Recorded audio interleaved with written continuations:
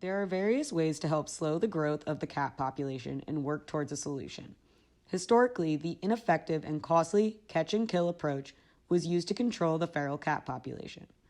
But attempts to permanently clear an area of cats are pointless.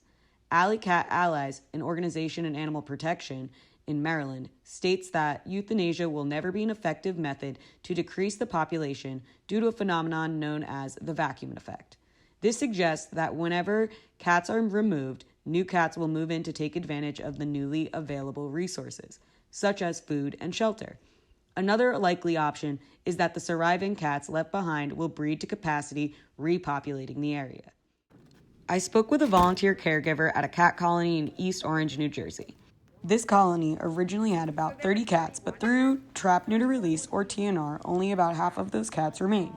We discussed what needed to be done in order to help put an end to cat overpopulation with the help of local governments. The thing is funding, so there's a few of us that try to volunteer do it on our own. We can't afford to do it.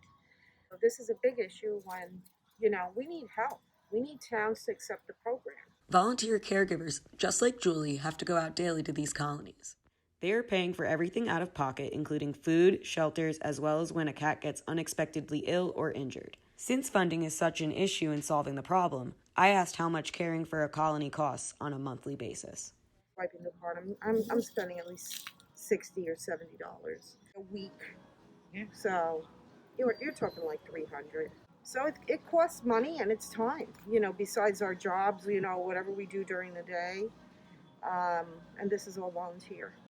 Currently, East Orange, like majority of cities, do not recognize TNR. As a result, all of this has to be done as volunteer work that will go unrecognized because when someone approaches them, they are not allowed to state what they're actually doing at the colony. Caregivers of colonies in neighborhoods that do not support TNR are supposed to say that they are actually rehoming the cats instead of caring for a cat colony.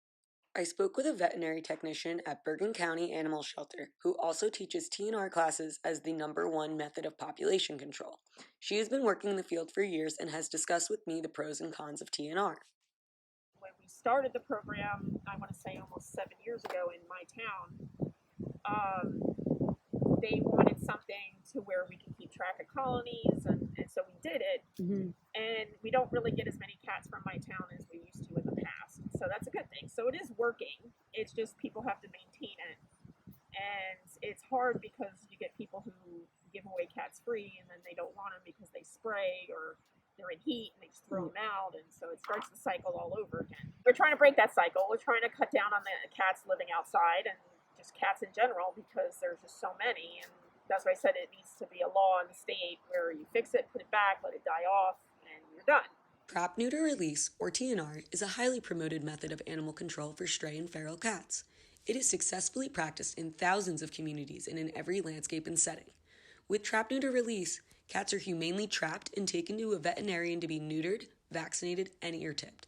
After recovery, the cats are returned to their home, their colony outdoors, while kittens and cats who are friendly and sociable may be adopted out into homes. Supporting legislation in your community that acknowledges and funds TNR programs, and by spreading awareness about these programs, you will help us win the battle against cat overpopulation.